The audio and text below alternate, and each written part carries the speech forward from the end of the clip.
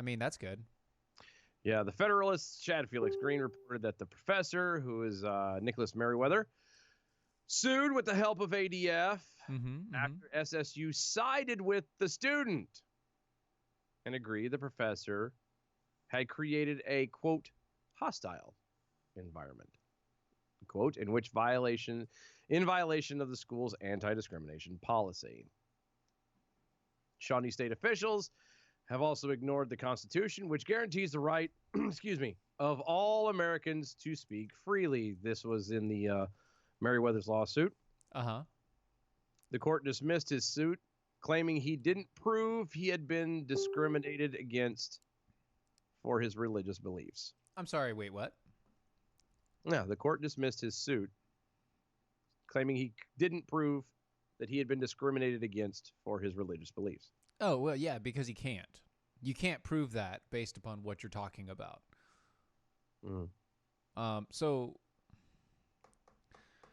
in essence, exactly what I said, don't ever use Christian faith to say that you can't do something unless you can back it up. Yeah. Quote, plaintiff's refusal to address a student in class in accordance with the student's gender identity does not implicate broader societal concerns.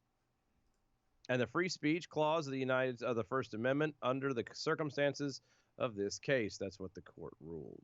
Further, the court said Merriweather hadn't been forced to use speech with which he disagreed because he had been given the option to remove all gender language from the classroom. I'm sorry. Well, there's a big difference there. You either completely remove all genders, which means the next time that you speak and you accidentally use a he or she, which, by the way, happens a lot, especially if you're like a literary teacher, you can get in trouble, or you can use preferred gendered pronouns, which gets confusing as hell. Yep. And get in trouble. And still get in trouble. Yeah. Merriweather had attempted to compromise. He said he called his students by either Mr. or Mrs. and their last name. He offered to call the transgenders simply by their last name. The court said this was still discrimination. Why? Suggested that Merriweather call all students by their last name. Okay, just call all students by your last name. Well, instead Merriweather of doing Mr. refused. or Mrs. Why?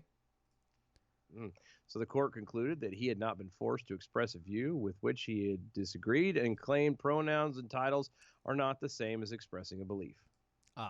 So once again, I would have to agree with the court on this one, funny enough. Yep. Because, yeah, the court actually gave you a really good option. Just say the kid's last name. Just go by their last name. Don't do Mrs., don't do Mr., just go by their last name. Always. The court rejected the professor's religious objection, saying the reasonable person standard would not consider using preferred pronouns as unreasonable. And the anti-discrimination.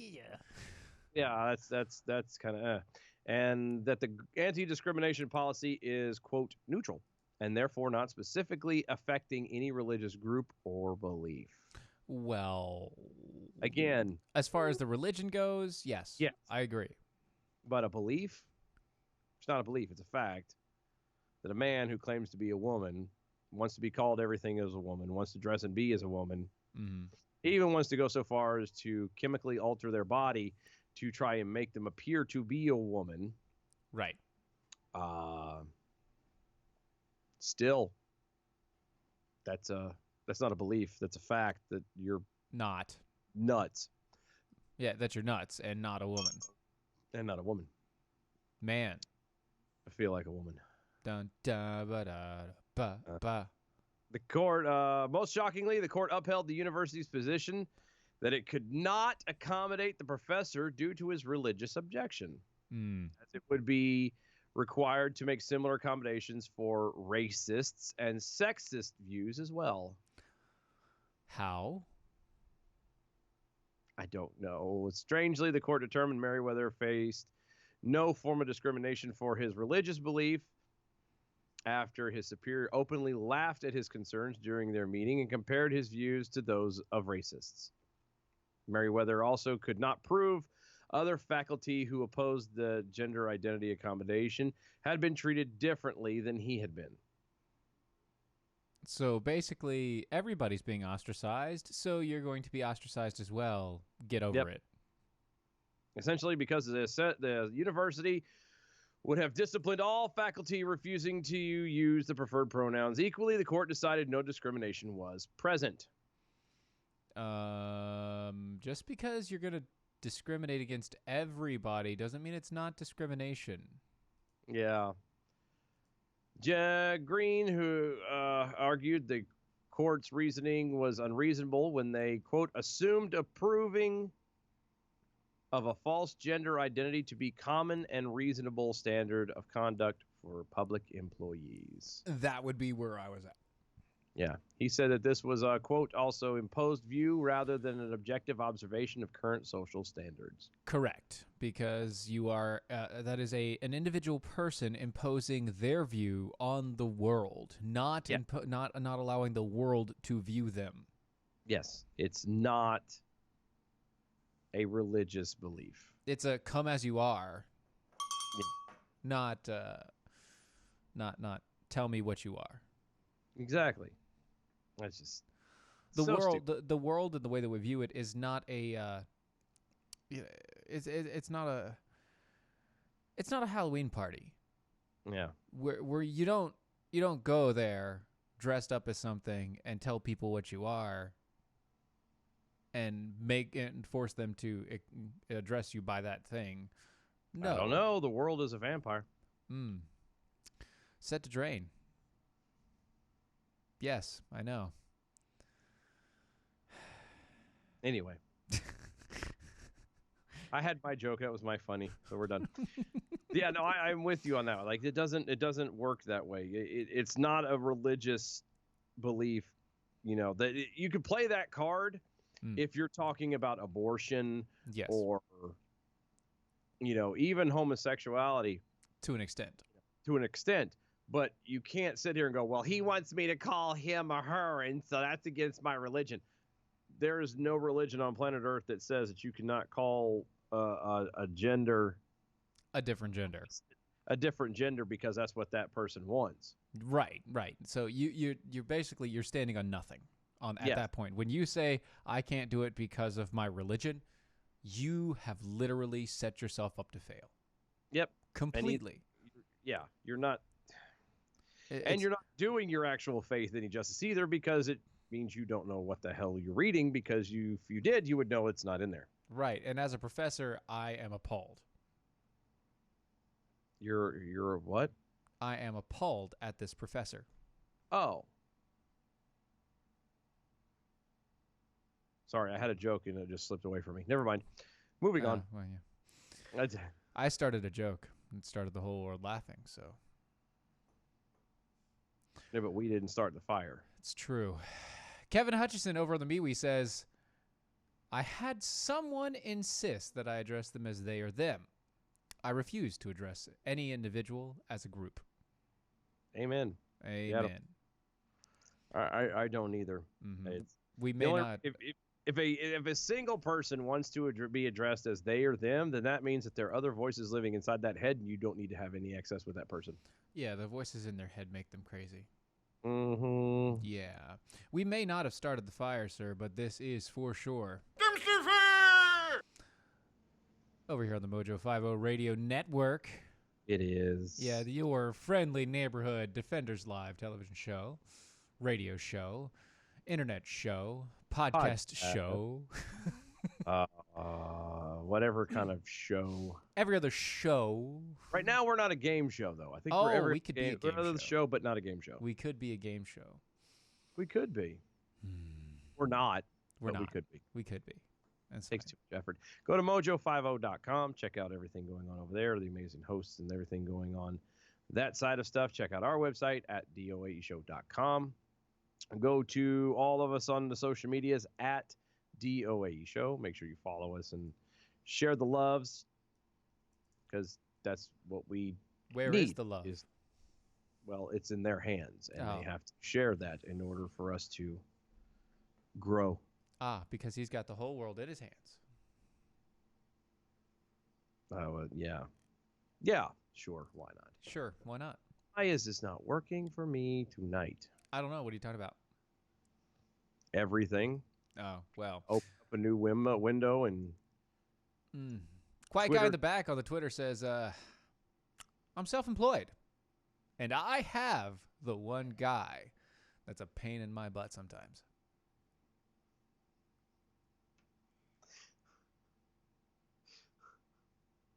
wow. Yes, you do. Yes. Yes, you do. There's jokes there that I'm gonna leave So many alone. jokes. Just kind of let it go. So, Mm-hmm. a gun control group co-founded by 2020 presidential candidate and former New York City Mayor New York. Michael Bloomberg has announced a multi-million-dollar effort to support anti-gun candidates in Texas. I'm sorry, where? Texas. Oh, Texas. The great state of Texas. So you're saying that that great organization, Everytown USA for gun safety, is going around and they're gonna set their sights on Texas? Yes, because it works so well in Virginia. Right? It worked so well in Virginia. Let's go to Texas. the single most gun, Second Amendment state. They could have at least dropped one state down and tried North Carolina first, or gone up one state and went to not West Virginia, but all right, go up two or go three to states. Baltimore. Yeah, go to Maryland, please. I'm surprised you haven't done anything there. Yeah, you'd be open arms right there. That would arms. I get it. I see what you did there. Thanks. Thank you. In a news release issued Wednesday, anti-gun organization Everytown for Gun Safety said that it planned to spend $8 million on electoral efforts. Excuse me. Don't die. Focused on state legislature and congressional races, as well as educating the voting electorate. Oh, yeah. Texas competitive at the statewide level. So wait, I'm sorry. Educating voters, educating the voter electorate in order to make Texas competitive at a statewide level? Yeah. Competitive to what? I don't know. The state of Texas, which is actually pretty much independent of itself. It could turn around and literally seal itself off, secede from the union, and it would still you guys. thrive. Oh, it'd be great. Actually, it'd probably do better. They would absolutely do better. This just in their plan, their focus is on the very thing that we've been pushing for ever. They're focusing at state legislature. Yes. They're focusing on the local races, the stuff that you actually have a sway and a voice in. Yeah, the things that you have the ability to affect. Yes, there are companies, there are organizations paying millions upon millions of dollars. In fact, 8 million. Well, in this case, 8 in this moment, to buy elections. And all people want to worry about is, we got to make sure Trump gets in office. We got to make sure Trump gets in office. No, that's not. That's nowhere close to what you need. No, he's fine. Not. He'll be fine by himself. Even if he fails, he'll be fine. He's been fine without your assumed assistance. Okay. He's. You need to focus at the state level. Yeah. You need to focus on the local level, local elections. You need to know what is going on, because Texas is getting ready to have a boatload of money dumped into a place to try and convince the people of Texas that they're too stupid to own guns. Yep. If Texas falls and gives up the guns, every single state at that point is pretty much going to follow suit, and within a very short amount of time. Right, which is why I'm guessing that they're trying for Texas next. Now, do I think that they're actually going to succeed? Oh, hell no. No, well, it depends on where they're at in Texas. So there is a possibility that they succeed at a local level in places like San Antonio. Or Austin. Or Austin. Or is it Austin or Houston? I think Houston as well, both. But Austin specifically because, keep Austin weird, that whole thing. Oh, yeah. Yeah. So you get Austin, you got San Antonio, you've got Houston. The DFW, not so much. No, well, it would be in the DFW, but a little bit, but not a lot. But what I'm saying is, like, even if they're trying at DFW, that's going to be a very hard-pressed area. It's actually, sadly, it's a mixture. Having been out there within the past 5 years, it's kind of it's not near as I mean, it's great. Don't get me wrong, but it's not near as good as it once was. Mm-hmm. Sadly, it's not. But again, this is not the place it used to be. This is where, again, we've been saying this forever. Yes. Please, dear God, listen. Local level. That's what you have control over. Yes. That's where your voice counts. Yes. And that is where ultimately, and I hate using this word, but I can't think of anything else. No, I'll just use the opposition, is using their money, their power, and their influence at that local level. Why? Because they either assume that they're the nobody's folks paying attention. Either not going to pay attention, or especially in Texas, are going to assume that they've got this in the bag, that it's Texas, and why should I worry about it, blah, blah, blah. Someone else is going to do it. No. You have a duty as a citizen of the United States of America to vote. You said citizen. I know. I also said duty. Oh, you caught on. No. Just saying. After that little tire. According to a corresponding memo about its plans for the Lone Star State, group plans to put resources into 27 different House district races. Mm-hmm. Either trying to oust, quote, gun lobby-backed candidates, or re-elect pro-gun control candidates with a big focus on the Dallas and Houston suburbs. The suburbs? The memo also claims that the state house is just, quote, 9 seats short, end quote, of a pro-gun control majority. So they're really scared. They're scared. But if they're right, and they have 9 seats short away, or they're 9 seats away. No, they aren't 9 seats away. So they're doing pro-gun control, right? Is what they're saying? Yeah, that's what I'm saying. If they really are, if they're being honest and saying that they are only 9 seats away from having a pro-gun control majority, and they're trying to go to 27, and they're trying to go to 27 different House district races. Yeah, that's like filibuster proof. That's like sweeping, and there's not a damn thing anybody could do about it. Right. In Texas, and people are like, it's not going to happen. It's not going to happen. It can't happen in Texas. It can't happen. It can. Anything can happen. The government can go sour, especially your local government, when you don't pay attention to it. Yes, and paying attention to it is not just walking in there and voting for somebody who happens to be an Republican. Yeah, which, by the way, never just vote straight Republican. No, never vote party lines. Please, dear God, don't. Don't do it. Look, if you're at least going to you can't vote for judges like that anyway. No, but if you're going to vote for somebody like that, if you're just going to kind of go in and wing it, at least go by whatever name sounds good. Don't go by what they're classified as, if they're a Democrat or Republican. Don't do that. At least use something completely nondescript about them, you know?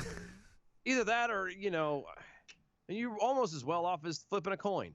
Yeah, pretty much. Because there are times where a Democrat is better than a Republican. There have been times. Yeah. Because not for nothing, the Republicans are the ones that most people in Texas are going to assume are going to be pro-gun. Right. And if you're throwing in a whole bunch of pro-gun control Republicans in place, what the hell? Yeah. Because it said it was 27 different House district races. They didn't say whether they were going to be Democrat or Republican. Remember, Bloomberg switched parties 3 times. Yep. He went Democrat, then he went Republican, then he went Democrat, then he went Republican. Guys, I'm begging you, please do your homework. Please study your local elections. Please pay attention to what's going on best that you can. I know everybody's got jobs, everybody's got life. You can't always follow everything and do everything all the way through, and I got it. But you've got to make an effort. You've got to try. Please try. Keep it up. That sound right there means that it's time for a commercial break, so we're going to get to it.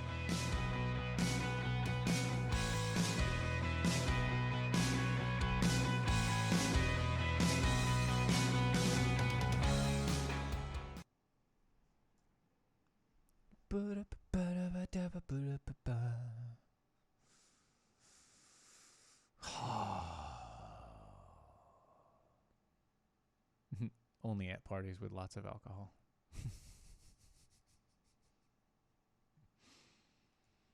Very nice.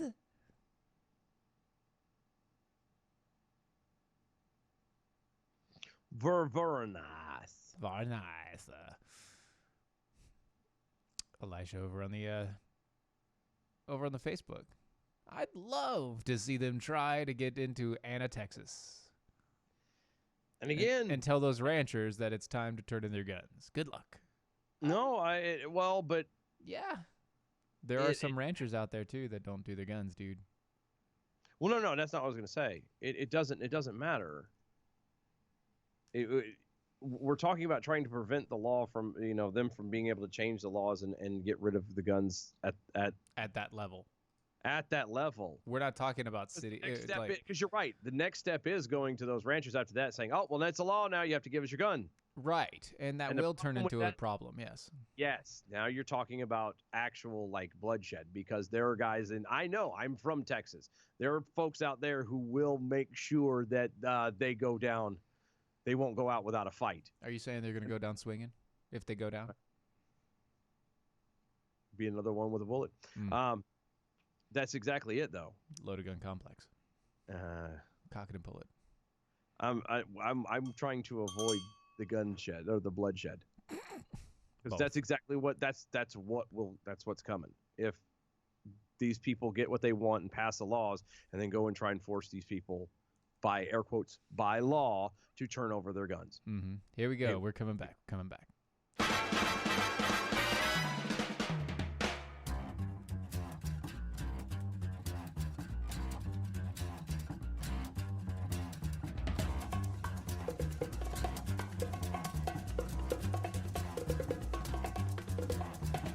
I think it's time to blow this scene.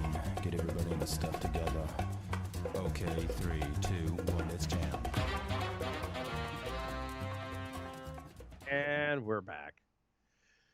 Oh my goodness. Defenders Live, Mojo 50. Yes. We're on the radio. Go over to iHeartRadio.com. Type in the Mojo 50 radio, and you will find us live there right now. You can also find us live on the YouTubes, D Live, the Facebooks, the Twitters. Twitter, MeWe's, all this stuff. We're anywhere we can be found. We can be found at DOAE Show. And if you can't find us directly in a certain spot, I'm pretty sure can also look for Mojo 50 Radio. Yes. And we're under them as well. So, what? All I read was the title or the headline to this story. All right, let me break it down for you. I'm gonna break this down. A driver has been accused of drunkenly hitting a pedestrian with his vehicle in South Austin over the weekend. Oh dear God! Traveling at least a half a mile with the body before stopping at a beer garden, according to court documents. What, he wanted to give the guy a drink? Austin police officers responded at 10:36 p.m. Saturday to the 10,000 block of Menchaca Road. Hashtag nailed it. Hashtag like a native. Thank you. Just south of West Slaughter Lane. Wow, really? Witnesses told officers they saw a 2014 white Ford Focus hit a person walking near Slaughter Lane. It's not meant to be laughed at. I know. And then drive south. Hold on. That guy was walking on Slaughter Lane. Right, at 10 o'clock. Got hit by a car. A Focus. He didn't see it coming. Nope. Never saw it coming.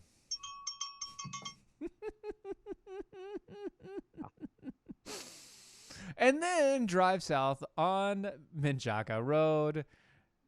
An arrest affidavit says the body of the pedestrian, who police on Wednesday identified as a 55-year-old, went through the Ford's windshield. Oh, dear God. They were found in the passenger seat of the vehicle, a half-mile south from where the crash happened. Oh, that's not right. The pedestrian had extreme traumatic injuries in their head, and some body parts had been detached. No. Witnesses said that the driver, who was identified, 24 years old, calmly walked away from the vehicle after parking it south where the pedestrian was hit. Oh, so calmly walked away. How the hell do you calmly walk away from that? I don't know. There's the driver walked into the South Austin Beer Garden on Menchaca Road barefoot and in a manner that caught the attention of other patrons. He was not served alcohol at the beer garden, and officers detained him for further investigation. I was going to say the gaping hole in his windshield with the blood splattered around it, the half person in the front seat. Officers found the guy with blood evidence and other debris on him, which matched the blood and body tissue found coating the interior of the vehicle. Police conducted sobriety tests on the driver and placed him under arrest, charged him with driving while intoxicated. The debris included car parts and body parts lining the road for about a half a mile. The evidence in the road included lack of brake marks, which were consistent with the pedestrian being hit in the right lane of the southbound Menchaca Road off of Slaughter Road. The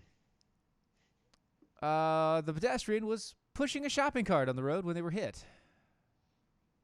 The impact with the vehicle pushed the cart into a cluster of mailboxes with enough force to bend a 2-inch diameter galvanized steel post. Holy hell. That supported the mailbox. Oh my God. Made a hell of a lot of noise there too. Good God. Witnesses had reported seeing that the Ford Focus was without headlights and being driven recklessly at high speeds. They're upset because they weren't having their preferred pronouns being used. That's true. The driver was charged with intoxication, manslaughter, and an accident involving injury because he was driving without regard for safety of others, including, quote, continuing to drive for 1/2 miles with a mangled corpse in the vehicle. That's incredible. I guess you'd have to be drunk in order to do that. You know what I mean? Suddenly you go, what the hell is that? And you realize, you look over and there's like somebody dying in your front seat. Usually it kind of makes you pause for a moment and go, something isn't right here. I believe that person was dead in the front seat pretty much on impact. You better hope. Yeah, hopefully he was.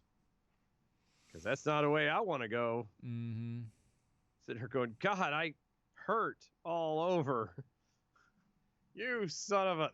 and that's about when I would go. Yes. And it's done. So just to recap here, never walk down Slaughter Lane No. with a grocery cart at 10 No. o'clock in the evening. Yeah. He obviously wasn't wearing reflective gear. No, that wasn't the story I was thinking of, but that is another one. No. This one I only read the title. Oh. Baltimore. Oh, well, I'm sorry. I didn't mean to. No, because we need to do that one too. But I'm just saying, this was another one that I only read the title, and I couldn't get like the other one. I just couldn't get to pull up on the computer. This one I literally have not been able to make it past The title? the headline. Ah, the Baltimore one. There's so much about just the headline. Ah, okay. So many things that just kind of blow my mind here. Okay, well let me see if I can get past it for you. Okay. Okay, Maybe I can break this wall. There you go. I can push through this glass. Go gadget peepers. That's right. Report. Over half of Baltimore's 32 mayoral candidates have criminal charges on their records. Okay. You're going to have to do that slower. Because say that again, slower. Slower? Uh-huh. Okay. Report. Okay, not that slow. No, that's Not that's a little too slow. okay. A little bit. Sorry. Okay. Report. Uh-huh. Over half Uh-huh. of Baltimore's 32 mayoral candidates. 32, you say? Yes. Have 32. have criminal charges on their record. I'm going to go back to, you said they have 32 Mayoral candidates. candidates. Like 18 times 2. Yeah. No. No, sorry, 16 times 2. Math. AI. Got it. That's I was thinking 8 times 4. Sorry. 32. 32, yes. That's 2 more than 30. Yes.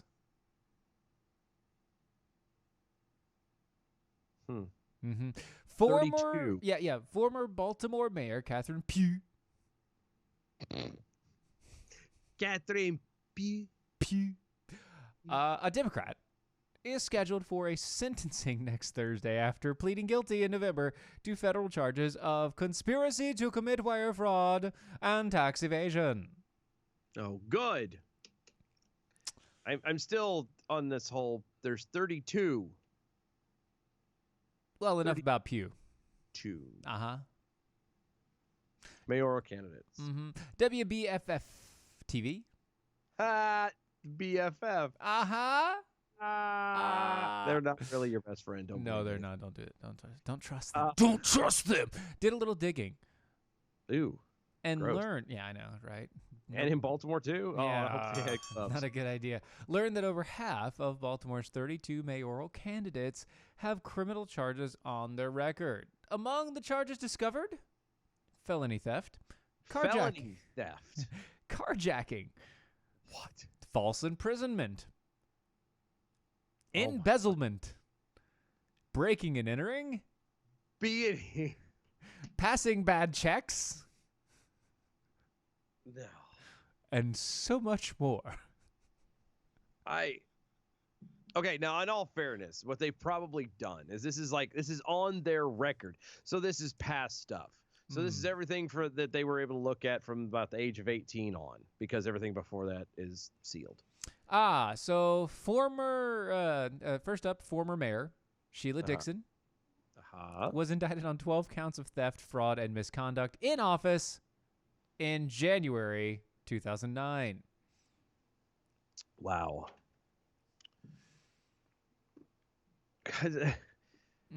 12 counts of theft, fraud, and misconduct. Yes. In 2009. She ran again as mayor in 2016, but lost to Pugh. Wow. Business owner Ricky Vaughn, Mm-hmm. also Democrat, has been charged with felony theft, carjacking, and harassment.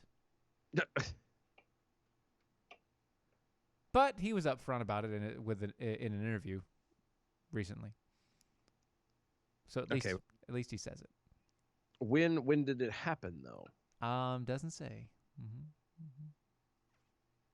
So probably more has passed.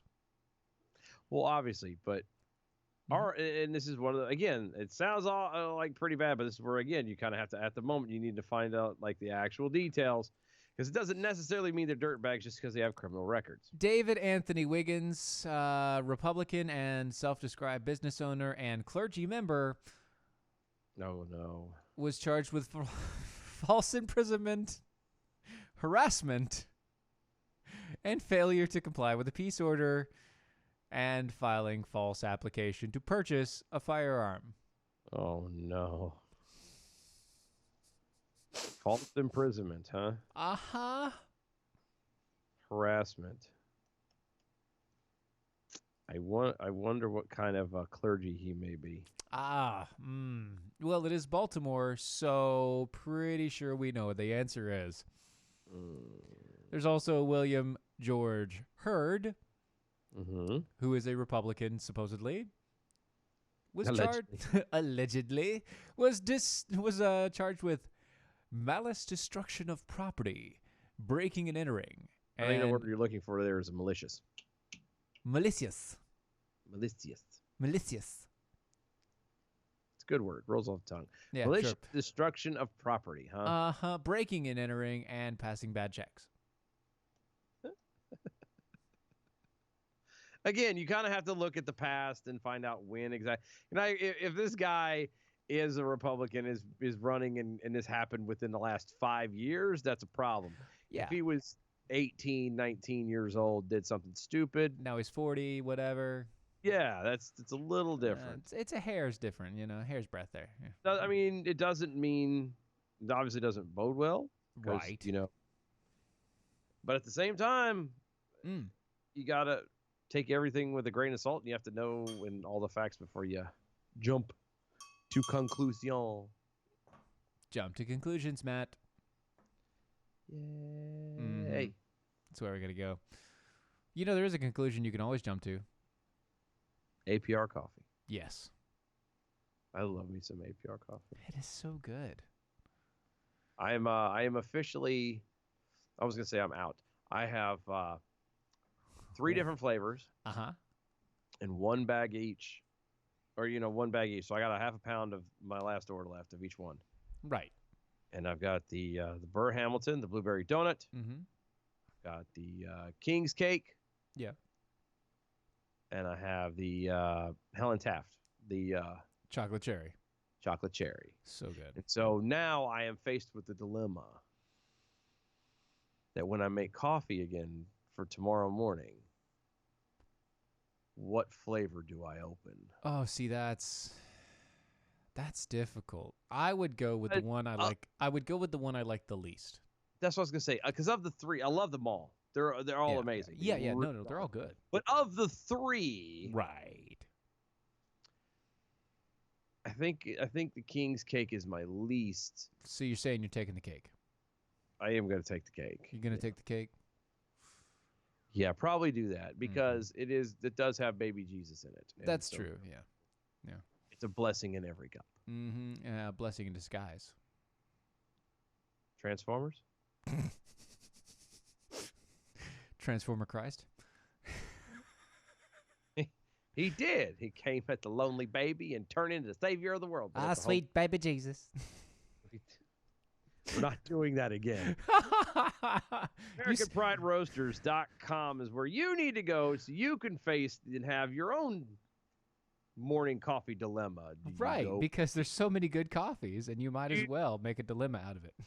One of the biggest dilemmas you actually face is, do you want to go with a flavored coffee like the Burr Hamilton or the Taft or the I was gonna say, is it the Jefferson? Is that the one with vanilla? Jefferson is really good. Jefferson, I really like, yeah. Or do you go with literally just a regular non-flavored, just a regular grain coffee? Like the George Whitman or drawing a blank. Even the Mojo 5-0 blend. Yes. There's several of them out there that aren't even flavored. They're just amazing blends of coffee. So he doesn't pay us, so I'm speaking from as an actual customer. It's the best coffee I've ever had in my life. It is very And good. I am a black coffee connoisseur. He really I'm likes the the black guy- coffee. Yeah, I'm the guy who was drinking the ship's coffee straight. Ugh. We found Ugh. speaking of coffee, Mm. we found a can. So I was on the USS Kitty Hawk before it got decommed. We found a can of coffee that had been there for some years. I'm saying Some years. some years. It had been let's just say that everyone, when it was found, nobody really recognized the labeling of a very well-known brand of coffee. Wow. So it's like a was a- Folgers, but it's Or like an old some Mac. I can't years. remember what it was, but it was very old, and we drank it. Yeah, I still when the weather turns drastically cold, I do sometimes still get, I'm able to see the color or see the smell of pink, and I mean that just like that. It was the most foulest thing, but by God, we were awake. So it kept you awake. So it was good coffee, but it was not. But this coffee, AmericanPrideRoasters.com does not have that kind of coffee. It is there isn't, and I've been experimenting. I have been You can blend, you testing can switch, you can different swap. flavors. I have been checking out different flavors for a while now, and I can honestly say that there is not a single one that I do not like. I have even made mini blends. Like I've blended a bunch of Yes. coffees together because one or the other is either too low to, so I got to mix them. You got to mix them. You just don't have enough to grind for one. And so you got to grind a little bit of something. Oh, it's good. No matter what you do, it's good. Go check them out. AmericanPrideRoasters.com. AmericanPrideRoasters.com. Mm-hmm. California. Knows how to party. Yeah. California knows how to party. Mm-hmm. In the city. Of L.A.? In the city. The City of Compton? They keep it rocking. They keep it rocking. They keep it rocking. Mm-hmm. California's homeless problem has become a topic of national discussion, and the state's Democratic governor says that one way to combat it is to make it easier for the government to force homeless people with severe mental illness to get treatment. One way to fight homelessness isn't to we're just going to incarcerate them. Because that'll work. At least they won't be pooping on the streets.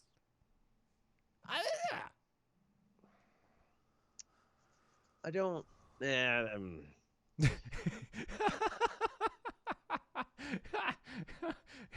Continue. Not all of it is a mental disease that makes them poop in the street. It's a lack of respect. They don't care for their stuff. They don't care for their city.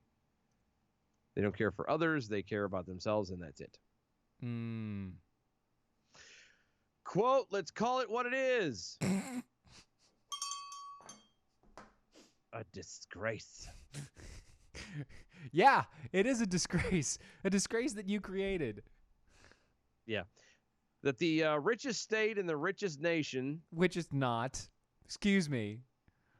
Is this guy like... Are you high? No, I was going to say, is this guy Trump or Trump related? Because just the way his verbiage is flowing, and it's very Trump-esque. The richest state in the richest nation. Yeah. Succeeding across so many sectors. It's falling. It is failing to properly house, heal, and humanely treat so many of its people. You're right about that. It's true, Governor Newsom. It is, except for the fact that you are taking away the people's right to take care of their own. Ah. And instead, you have told the people of California, look. We know how to party. Stupid. Well, no. That's how do you think he got them there? I know, right? He said those words. But Hey, you're hey, you want to party? go wherever you want, man. Come on, Bobby, let's go party. It's so bad that just because you see people out there being homeless and stuff, you automatically assume that they're mental. Yes. Which they're not half the time. They're not. They're just homeless. It's a lack of respect in some cases. And sometimes you just got to go where you got to go, I mean, they don't have a home. They don't have a place where they can go in the corner somewhere. And so at that point in time, it's one of those situations to where they're like, well, you know what? Screw it. I'm already homeless. Where's my dignity anyway? What's the worst that could happen? Right. Let's be frank in PA. Well, maybe they could just put Prozac in the water.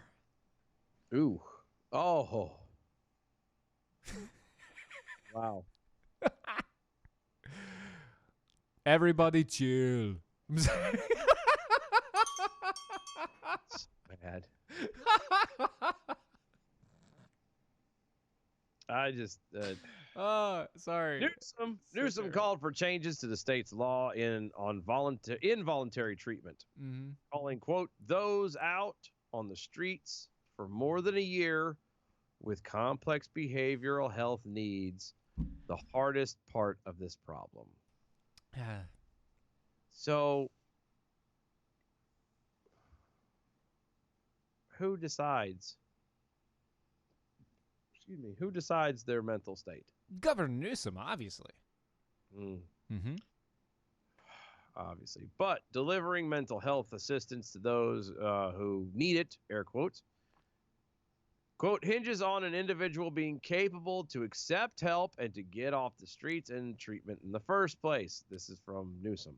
Wait. I'm sorry. If it's involuntary. Yeah. If it's involuntary. That means they're not capable of accepting the help. Now you're just making stuff up. No, really. If it's involuntary forced assistance into a home, into an insane asylum, that means they are not capable of accepting the help. They're being forced to accept it. So you're saying it's involuntary. Right. He's saying it's supposed to be voluntary treatment, though. But look who you're talking about. I'm just saying. California. They know how to party. I'll lie. Newsom continued, some tragically are not accepting the help. That's why we need better legal tools, ones that will allow local governments, health providers, and law enforcement to more effectively help people access the treatment that they need. Once again, if they don't want your help, you can't force them without new laws in the books letting you force them. Yeah. And even then, it's still wrong. It's still wrong. It's very wrong. Not good at all. Bad. Nope. Bad Governor Newsom. Bad. Charlie Brown. Yeah, don't do it, Governor Newsom. Don't do it. And finally, a new right-wing Florida coffee shop called the Conservative Grounds opened up this weekend in Florida. That is awesome. Yeah, I mean, that's pretty cool, I guess. I mean, you have so many different liberal, frou-frou, trash coffee places. Like Starbucks. Right. On every corner. I'm not saying this place is going to be like across the country in the next 5 years. But if you're happy to be in the Florida area and this place is near you, if you're happy and you know it, clap your hands. Tampa Bay area, you might want to go check out a new coffee shop. Isn't that where isn't our own Jen Torres from the Tampa area? Oh, I think she might be. I can't. I'm trying to remember. I don't know. Maybe she's close enough. She should go anyway. She should go get some coffee, take a picture, interview the guy. That's what she should do. Everybody go. Everybody go tell Jen to go interview the guy. Yeah, you hear that, Jen? We're telling you what to do. Jen, I'm telling you to go do it. Go. Because that'll work over really well. I'm gonna heap more crap on your plate, Jen. Go. Because you're not busy enough. You don't have enough to do, right? Nope. Not at all. You don't have.